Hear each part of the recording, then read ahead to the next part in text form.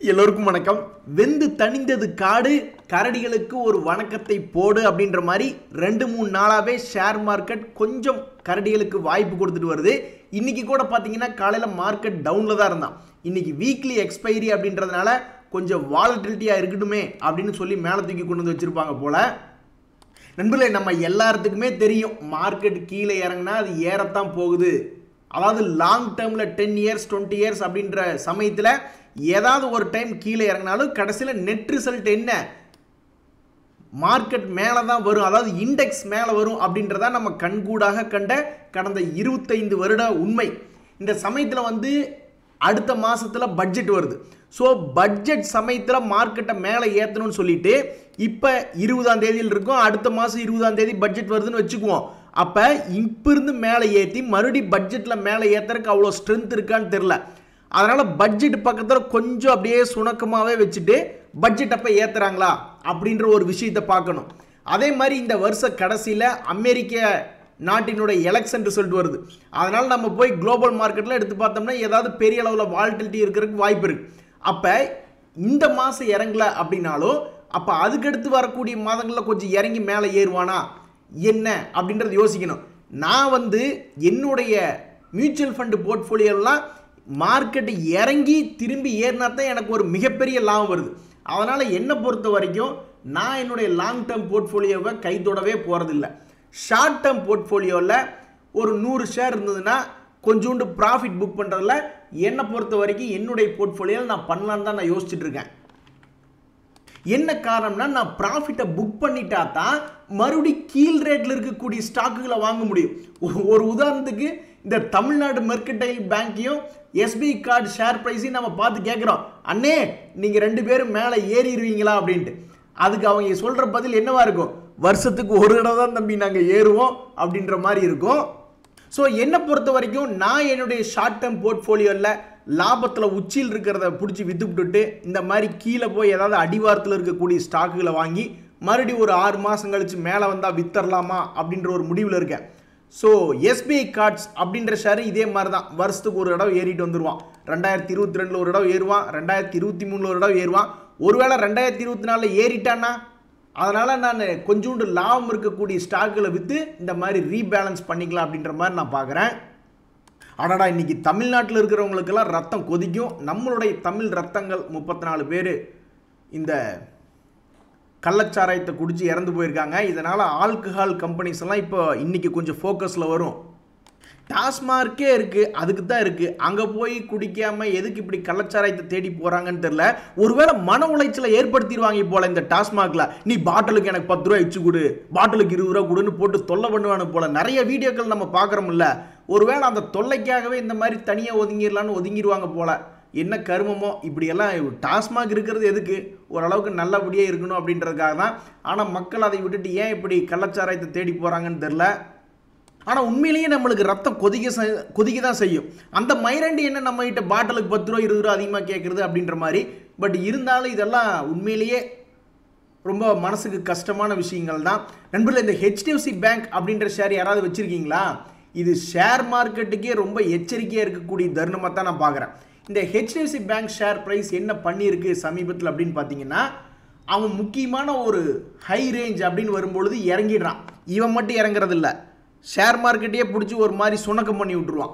அதே மாதிரி மறுபடியும் ஒரு ஹை போக வேண்டியது லோ ரேட்லேருந்து, அங்கேருந்து அப்படியே துப்புன்னு ஏதாவது ஒரு காரணத்தை சொல்லி இறங்கிட வேண்டியது. இப்போ என்ன பண்ணியிருக்கா அப்படின்னு பார்த்தீங்கன்னா, 2024 ஸ்டார்டிங் பீரியடில் இருந்த ப்ரைஸை விட இப்போ நல்ல ஒரு உச்சத்துக்கு வந்திருக்கான். மறுபடியும் ஒரு மேலே இது யாராக இருந்தாலும் சரி, எலிமெண்ட்ரி ஸ்கூல்லேருந்து குழந்தைகள் ஸ்கூல்லேருந்து படிக்கிறவங்களே பார்த்தாலும் இந்த இடத்துல ஒரு இடத்துல யோசிக்க தான் பார்ப்பாங்க, ஒரு வேளை இறங்கிடுவானோ இருக்குமோ அப்படின்ற மாதிரி இருக்கும். இப்படியும் இருக்கலாம். அதாவது இதுக்கு ஒரு குறிப்பிட்ட சென்டர் பாயிண்ட் வந்துட்டதுனால நல்லா பிரேக் அவுட் ஆகி மேலே போச்சுன்னா ஷேர் மார்க்கெட்டுக்கே சந்தோஷம். நேற்று கூட பேங்க்குகள்லாம் சேர்ந்து தான் நிஃப்டினுடைய ஃபாலை தடுத்து நிறுத்தினானு. ஸோ ரெண்டுக்குமே வாய்ப்பு இருக்குது. பழையபடி இவன் கீழே மார்க்கெட்டையும் கொஞ்சம் சிரமப்படுத்தி விடலாம், அல்லது நல்லா பிரேக் அவுட் ஆகி மார்க்கெட்டை இன்னுமே புது ஹைட்ஸுக்கு எடுத்துகிட்டு போகலாம். ஸோ என்ன நடக்குது அப்படின்றது கொஞ்ச நாள் கழித்து தான் தெரியும். நண்பர்களே, ஒரு ஆரோக்கியமான விவாதம், ஆரோக்கியமான சேலஞ்ச் அப்படின்றத நான் ஒன்று வைக்கிறேன். நான் பார்த்த வரைக்கும் ஷேர் மார்க்கெட்டில் ஹையஸ்ட் ப்ராஃபிட்டபிள் ஸ்ட்ராட்டஜி என்ன அப்படின்னு பார்த்தோம்னா, ஏதாவது போனஸ் கொடுக்குறாங்க, ஸ்பிளிட்டு கொடுக்குறாங்க, மெர்ஜர் பைபேக் டிவிடெண்ட் அப்படின்ற ஒரு நியூஸ் வருதுன்னு வச்சுங்களேன், அந்த நியூஸ் இருக்கக்கூடிய ஷேர்ஸ் தான் மிக வேகமாக 5%லிருந்து ஒரு 10% கொடுத்துட்றான்.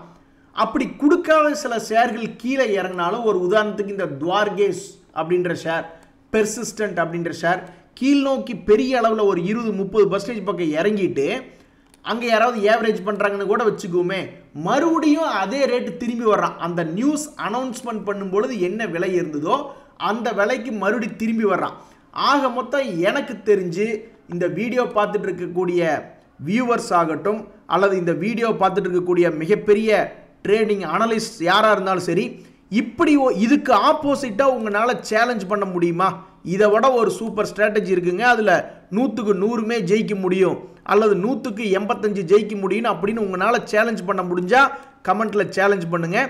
என்னை பொறுத்த வரைக்கும் நான் ஆராய்ச்சி பண்ணி பார்த்ததில் இந்த மாதிரி நியூஸ்கள் வரக்கூடிய ஷேர்கள் தான் அப்போவே நியூஸ் வந்த உடனே ஒரு 5% 10% லாபத்தை கொடுத்துட்றான், அல்லது கீழே இறங்கி ஒரு 2-3 மாதம் கழிச்சு, பாருங்க இதெல்லாம் மார்ச் மாதத்தில் வந்த நியூஸ், அப்போ இருந்து கொஞ்சம் கீழே இறங்கி இப்போ ஜூன் மாதத்தில் மறுபடியும் மேலே வந்துட்டான். ஸோ உங்களுடைய கன்ஃபார்மாக இது ஜெயிக்கும் அப்படின்ற ஸ்ட்ராட்டஜி ஏதாவது இதுக்கு சேலஞ்ச் பண்ணக்கூடியது இருந்ததுன்னா கமெண்ட்டில் போடுங்க. அதை பார்த்து நிறைய நண்பர்களுக்கு ரொம்பவுமே உதவிகரமாக இருக்கும். அடுத்து நம்ம பார்க்கக்கூடிய இந்த டிவிஎஸ் சிஎஸ் அப்படின்ற ஒரு கம்பெனி, சுஸ்லான் அப்படின்ற கம்பெனி, இந்த 2 பேருமே கீழே இருக்கானுங்க. இவனுங்கெல்லாம் ஒழுங்காக மேல் நோக்கி ஏறி வந்ததுன்னா இந்த ஷேரை வாங்கி வச்சிருக்கிறவங்களுக்கு ரொம்ப சந்தோஷம் வரும். இங்கே பார்த்தீங்களா, இந்த டிவிஎஸ் எஸ்சிஎஸ் அப்படின்ற கம்பெனி மேலெல்லாம் வந்தால் 260 ரூபா வரலாம். இப்போ கீழ் ரேட்டில் இருக்குது 183 ரூபா இருக்குது. ஒருவேளை இவன் பழைய ரேட் வந்துட்டா ரொம்ப சந்தோஷம்தான். அதே மாதிரி தான் இந்த சுஸ்லான் எனர்ஜி, இவன்லாம் ஒரு காலத்தில் சார்ட்டில் பதிவான ரேட் 400 ரூபா, இப்போ 50 ரூபா தான் இருக்கான். இவனும் மேல் நோக்கி அவ்வளவு தூரம் வர வேண்டாம், ஒரு 120 ரூபா 130 ரூபா வந்துச்சுன்னா கூட ரொம்ப சந்தோஷம்தான். வரைவா இதை கவனிச்சிங்களா? ஒரு காலத்தில் ஒரு நண்பர் என்ன சொன்னார், மணலி பெட்ரோ கெமிக்கல் நான் ஹெவியாக போய் லாக் ஆகிட்டேங்க அப்படின்னு சொன்னார். அவர் சொன்ன இடம் ஆல்மோஸ்ட் சப்போர்ட்டில் இருந்தது. நம்ம கூட பார்த்துக்கிட்டு இருந்தோம் இவன் சப்போர்ட்டில் இருக்கானே அப்படின்ட்டு. கடைசியில் பார்த்தா 60 ரூபாயிலிருந்து 95 ரூபா 2-3 மாதத்துக்குள்ளே வந்துட்டான். அந்த நண்பர் என்ன பண்ணாருன்னு தெரியல, என்ன ரேட்டுக்கு வாங்கியிருந்தாருன்னு தெரியல. எப்படியோ அந்த நண்பருக்கு இது ஒரு சந்தோஷமான நியூஸ் தான். அப்படியே இன்னும் கொஞ்சம் எகிரி 140 ரூபா வந்துட்டா ரொம்ப அமோகம்தான். நண்பர்களே, இந்த ஆர்பிஎல் பேங்க் அப்படின்னு ஒரு ஷேர் இருக்குது. அவன் தன்னுடைய வேலையை மிக சரியாக செஞ்சுட்டான். அதாவது இப்போ இவனுடைய சமீபத்தினுடைய வேலையை பார்த்தீங்கன்னா, இந்த ஷேர் ப்ரைஸ் வந்து கீழே போனால் என்ன பண்ணுறான், மறுபடியும் அவனுடைய ஹை ரேட்டுக்கு வந்துடுறான். மேலேருந்து கீழே வர வேண்டியது, ஏறிட வேண்டியது, மறுபடியும் கீழே வந்துட்டான். இவனுடைய வேலையை கரெக்டாக செஞ்சுட்டான். இவனை மாதிரியே தான் யூனியன் பேங்க்னு ஒரு ஷேர். இந்த யூனியன் பேங்க் ஷேர் தன்னுடைய கடமையை கரெக்டாக செஞ்சுட்டா மேபி இந்த ஷேரை வச்சிருக்கிறவங்களுக்கு ஒரு சந்தோஷம் வரும். இவனு என்ன பண்ணியிருக்கான் சமீபத்திலேன்னு பார்த்தோம்னா, இவனுடைய குறிப்பிட்ட பேட்டர்னில் விளையாண்டுக்கிட்டு இருக்கான், கீழே போயிட்டான், இப்போ கொஞ்சோண்டு மேலே வந்திருக்கான். அப்படியே இன்னும் கொஞ்சம் மேலே ஏறி ஆர்பிஎல் பேங்க் ஷேர் ப்ரைஸ் மாதிரியே இவனும் இந்த யூனியன் பேங்க் ஷேரும் மேலே வந்துருச்சுன்னா ரொம்ப சந்தோஷம். நண்பர்களே, இன்றைக்கி மீடியாக்களில் பார்த்துட்டு இருந்தேன், இந்த எஸ்பிஐ, இன்ஃபோசிஸ், கோட்டக் பேங்க் பற்றிய ஷேர்களெல்லாம் டிஸ்கஸ் பண்ணிட்டு இருந்தாங்க. அதுபோக ஒரு முக்கியமான விஷயம் என்ன அப்படின்னு பார்த்தோம்னா, இந்த அமெரிக்க டாலர் வந்து நம்மளுக்கு நல்லா கொலாப்ஸ் ஆகணும். அப்படி கொலாப்ஸ் ஆகிட்டா அமெரிக்காவில் இருக்கிறவங்களே பயந்துக்கிட்டு அந்த நாட்டில் இருக்கக்கூடிய சில எக்ஸ்போஷரை நம்ம நாட்டுக்கு இன்வெஸ்ட்மெண்ட்டுக்கு மாற்றினாலும் ஆச்சரியப்படுறதுக்கு இல்லை. அப்போ நம்ம எப்படி தெரிஞ்சுக்கலாம் அமெரிக்க டாலர் இண்டெக்ஸ் ஏதாவது கொலாப்ஸ் ஆகிடுச்சா அப்படின்னு பார்த்தா அது இப்போ வரைக்கும் கொலாப்ஸ் ஆகலை, அப்ரிஷியேட் ஆகிட்டு தான் போயிட்டுருக்கான். இவன் என்னைக்கு ஒரு 102 103ன்னு வர்றானோ அன்றைக்கி நம்ம ஷேர் மார்க்கெட் பறந்துடும். என்ன காரணம்னா, இந்த அமெரிக்க டாலர் இண்டெக்ஸ் வீக் ஆகிறத பார்த்து அந்த நாட்டில் தானே பெரிய பெரிய முதலீட்டாளர்கள் இருக்காங்க. சரி, அமெரிக்காவில் இருக்கக்கூடிய இன்வெஸ்ட்மெண்ட்டை கொஞ்சம் தூக்கி மற்ற நாடுகளில் போடுவோம், அதுலேயும் இந்தியாலையும் கொஞ்சம் போடுவோன்னு வந்தாங்கன்னா நம்ம மார்க்கெட் எகிரிரும். ஸோ அமெரிக்க டாலர் இண்டெக்ஸ் கொலாப்ஸ் ஆயிடுச்சு அப்படின்றத நம்ம எப்படி தெரிஞ்சுக்கலான்னா, அவன் 102 101ன்னு வந்துச்சுன்னா ரொம்ப சேமமாக இருக்கும். நண்பர்களே, ஒரு 4 முக்கியமான நியூஸ் இருக்குது. இந்த பிஎன்பி ஹவுசிங் ஷேர் வச்சுருந்தீங்கன்னா உங்களுக்கு நடுராத்திரியில் ராத்திரியோட ராத்திரியாக நம்ம மேலே குண்டு போட்ட மாதிரி இன்றைக்கி காலையில் எழுந்திரிச்சு பார்த்தீங்கன்னா 4% இறங்கியிருக்கும். அதுக்கு முக்கிய காரணம் ஒரு பிளாக் டீல் நடக்குது அப்படின்ற ஒரு காரணத்தினால தான், அந்த பிளாக் டீல் வந்து டிஸ்கவுண்ட்டில் நடக்குது அப்படின்ற ஒரு காரணத்தினால தான் அது இறங்கி போச்சு. அதுவே நீங்கள் லெமன் ட்ரீ ஹோட்டல் அப்படின்ற ஒரு ஷேர் வச்சுருந்தீங்கன்னா அது ஒரு சந்தோஷமான நியூஸ் தான். அவங்க ஒரு புது ஹோட்டல் ஒன்று அக்ரிமெண்ட் சைன் அப் பண்ணியிருக்காங்க. அது 2029 அது ஓப்பன் ஆகிடும். அதனால் அந்த நியூஸ் வந்ததுனால இன்னைக்கு இந்த லெமன் ட்ரீ ஓரளவுக்கு 2.5% ஏறி வந்துட்டான். அதே மாதிரி இந்த சஃபைர் ஃபுட்ஸ் அப்படின்ற ஷேர் யாராவது வச்சிருக்கீங்களா, அதுலேயும் ஒரு சந்தோஷமான நியூஸ் வந்துச்சு. அவங்களுடைய போர்டு வந்து ஸ்பிளிட்டுக்கு அப்ரூவல் பண்ண உடனே அவனும் இன்னைக்கு ஒரு 2.5% ஏறிட்டான். இந்த ஜென்சால் இன்ஜினியரிங் ஷேர் வச்சிருக்கிறவங்களுக்கு இன்னைக்கு ராசி காலையில் வந்ததுலேயே 5% மேலே வந்துருச்சு. அதுக்கு முக்கிய காரணம் அவங்களுடைய பிஸ்னஸ் அப்டேட் ஒன்று வந்தது தான். நண்பர்களே, குறுகிய காலத்தில் சம்பாதிக்கிறதுக்கு ஏதாவது வாய்ப்பு இருக்குது அப்படின்னா இந்த ஐபிஓக்கள் இருந்தது. அதில் நேற்று தான் அந்த வீடியோ போட்டிருந்தோம். ஒரு 2 ஐபிஓ நல்லபடியாக தான் வந்திருக்கான் அப்படின்ற மாதிரி அந்த வீடியோக்கள் பாருங்கள். அந்த வீடியோக்களில் வந்து என்ன இருக்குன்னா, இந்த 2 ஐபிஓ இப்போ ஓப்பன் ஆகிருக்கு. இன்றைக்கி டே 2. இந்த அக்மி ஃபின்ட்ரேட் அப்படின்றது அது ஒரு என்பிஎஃப்சி. அந்த என்பிஎஃப்சி வந்து 120 ரூபாய்க்கு ப்ரைஸ் விடுறாங்க ஐபிஓவில்.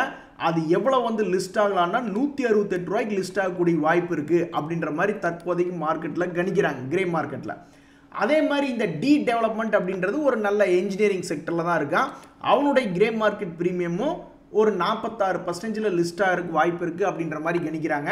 ஸோ தற்சமயத்துக்கு இந்த 2 ஐபிஓ அப்படின்றது மார்க்கெட்டில் ஓப்பன் ஆகி ஓடிக்கிட்டு இருக்கு. இன்றைக்கி டே 2 தற்சமயம் வரைக்கும் நல்லா தான் இருக்கானுங்க. நான் இந்த அஜந்தா ஃபார்மாவில் ஒரு தில்லாலங்கடி வேலை பண்ணலாமான்னு பார்த்தேன் பைபேக்கு. 2 ட்ரேடிங் அக்கௌண்ட்டில் வாங்கிக்கிட்டு ஒவ்வொரு ஷேர் 2லேயும் அப்ளை பண்ணால் 2ஐயும் வாங்கிக்குவாங்களோன்னு நினச்சேன். அப்படியெல்லாம் அந்த தில்லாலங்கடி வேலைக்கெல்லாம் இடமில்லைன்னு சொல்லிட்டு ஒரு புரோக்கர்லேருந்து அப்ளை பண்ணதை ரிஜெக்ட் பண்ணி விட்டாங்க. மறுபடியும் ஷேரே என்னுடைய போர்ட்ஃபோலியோக்கு திரும்பி வந்துடுச்சு. இன்னொரு புரோக்கர் மூலிமா அப்ளை பண்ண ஒரு ஷேரை மட்டும் அக்செப்ட் பண்ணிக்கிட்டாங்க. அதுக்கு தான் ஒரு நண்பர் ஒருத்தர் போட்டிருந்தார், நல்ல ஐடியா. அவருடைய அக்கௌண்ட்லேயும் அவருடைய அப்பா அக்கௌண்ட்லேயும் ஒவ்வொரு ஷேர் அப்ளை பண்ணியிருந்தாரா, அவருக்கு கிடச்சிருச்சு.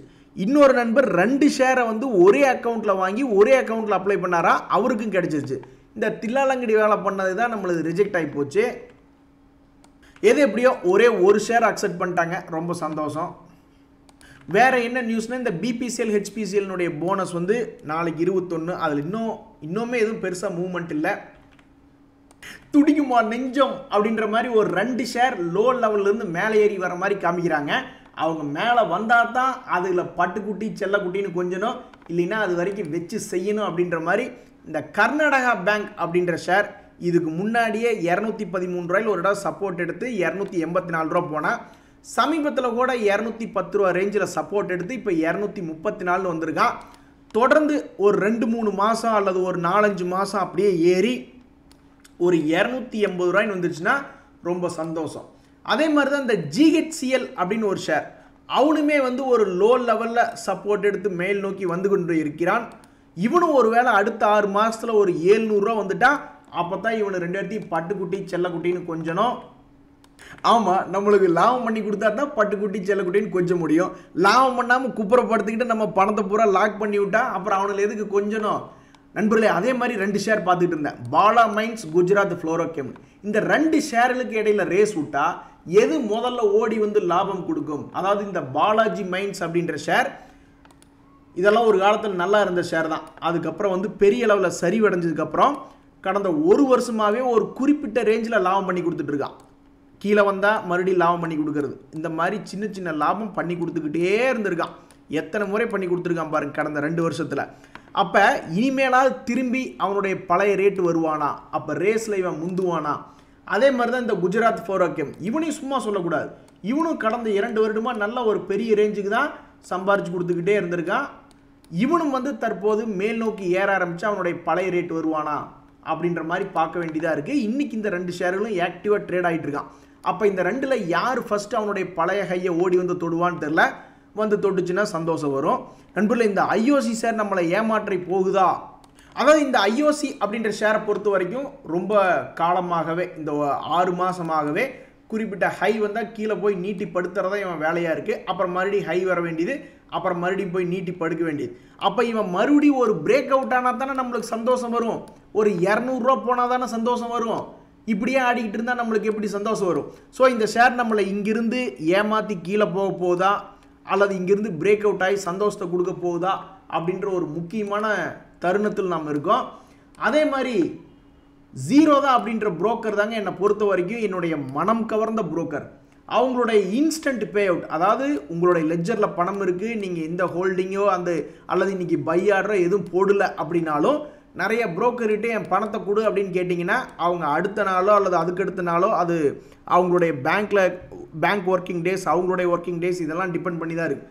ஆனால் இந்த ஜீரோதா அப்படின்றவங்க கிட்ட நம்ம எதுவும் பை ஆர்டரே போடல, ஆனால் நம்மளுடைய பணம் லெட்ஜரில் இருக்குது, இன்ஸ்டண்ட்டாக 1 லட்சத்துக்குள்ளே எடுக்கலான்னா வச்சுக்க, சந்தோஷமாக எடுத்துக்க, அடுத்த செகண்டில் எடுத்துக்கியா நீ அப்படின்ற மாதிரி போட்டு விட்டாங்க. உடனே போய் ட்விட்டரில் ஒரு தேங்க்ஸ் சொல்லிட்டேன். நண்பர்களே, நிறைய பேர்த்துக்கு இந்த பொருளாதார நிபுணர்களை கண்டாவே ஒரு மாதிரி பயமாக இருக்கும். அதாவது அவங்க வந்து வேலை வாய்ப்பு உருவாக்கணும், அதே மாதிரி செலவினங்களை கட்டுப்படுத்தணும், நிறையா ஸ்பெண்ட் பண்ணணும் அப்படின்ற மாதிரியான அட்வைஸ்கள் தான் அவங்க கொடுப்பாங்க. ஆனால் எந்த பொருளாதார நிபுணராவது செலவை குறைச்சிக்க, சார்ஜஸ் இன்க்ரீஸ் பண்ணு அப்படின்ற மாதிரி தான் இருக்கும். அதாவது நியாயமாக இருக்கக்கூடியவங்க தான் வரிகளை குறையுங்கள் அப்படின்ற மாதிரி அட்வைஸ் பண்ணுவாங்க. அப்போ நேற்று வந்து டாப் எக்கனாமிஸ்ட் எல்லாம் வந்து போய் நம்மளுடைய ஃபினான்ஸ் மினிஸ்டர் நிர்மலா சீதாராமன் அவர்களை வந்து மீட் பண்ணியிருக்காங்க பட்ஜெட்டுக்கு முன்னாடி. அவங்க எந்த மாதிரி அட்வைஸ் கொடுத்துருப்பாங்க தெரில. பட் என்னை பொறுத்த வரைக்கும் நீங்கள் நிறைய எக்ஸ்பெண்ட் பண்ணுங்கள், டிஃபென்ஸுக்கு ஆர்டர் கொடுங்க, ரயில்வே துறையில் நிறைய செலவு பண்ணுங்கள், அதனால் வேலை வாய்ப்பு பெருகும், அதெல்லாம் ஓகே. ஆனால் யாராவது ஒருத்தராவது இந்த இன்கம் டேக்ஸை வந்து ஒரு 10 லட்ச ரூபாய்க்கு உயர்த்துங்க, அல்லது 7 லட்ச ரூபா வரைக்கும் எந்த கேள்வியும் சொல்லாமல் எந்த கண்டிஷனும் போடாமல் டேக்ஸ் எக்ஸம்ஷன் பண்ணி விட்டுட்டு 7,01,000 ரூபா அப்படின்னு வரும்பொழுது அந்த 1000 ரூபாய்க்கு மட்டும் இன்கம் டேக்ஸ் போடுங்க, அந்த மாதிரி நல்ல மனசோட யாராவது சொல்லியிருப்பாங்களா அப்படின்றது தெரியல. எது எப்படியோ நம்மளுடைய பட்ஜெட் வந்து மேபி ஒரு பவர்ஃபுல் பேக்டு பட்ஜெட்டாக வர்றதுக்கு வாய்ப்புகள் அதிகமாக தான் நான் பார்க்குறேன். இந்த டிமார்ட்லாம் போன மாதம் அதாவது கடந்த மாதங்களெல்லாம் வந்து ஸ்டோர்ஸ் ஓப்பன் பண்ணிக்கிட்டே இருக்காங்க அப்படின்ற ஒரு நியூஸ் படிச்சுக்கிட்டே இருந்தோம். அப்போவே சுதாரிப்பு ஆகி இந்த ஷேர்லாம் என்றைக்கு இருந்தாலும் மேல் நோக்கி வரத்தான் போகுது. ஏன்னா இவன் பாட்டுக்கு இத்தனை ஸ்டோர் ஓப்பன் பண்ணிக்கிட்டு இருக்கானே அப்படின்ற ஒரு கண்ணோட்டத்தில் யாராவது இந்த லோ எண்ட்லாம் வாங்கி வச்சுருந்தாங்கன்னு வச்சுங்களேன், 3340க்குலாம் வாங்கி வச்சுருந்தாக்கா இன்றைக்கி 4882 ரூபா ஒரே வருஷத்துக்குள்ளே. இன்றைய தகவல் அனைத்தும் உங்களுக்கு உதவியாக இருந்ததுன்னா எனக்கு சந்தோஷம் தான். ரொம்ப நன்றி, வணக்கம்.